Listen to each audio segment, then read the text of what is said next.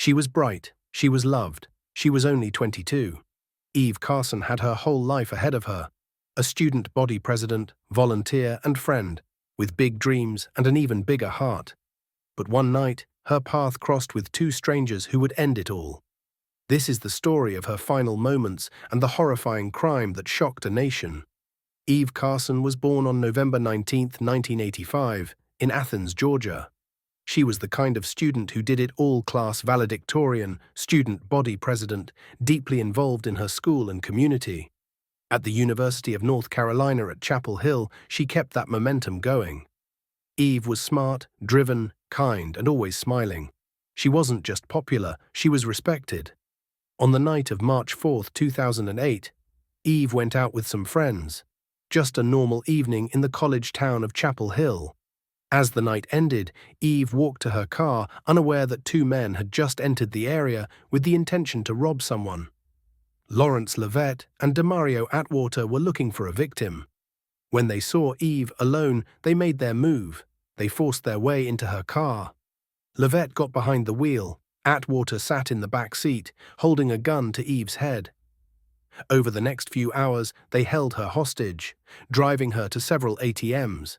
At one mall, they forced her to withdraw $700. They tried again in Durham, but failed. Eve tried to reason with them. She offered her money.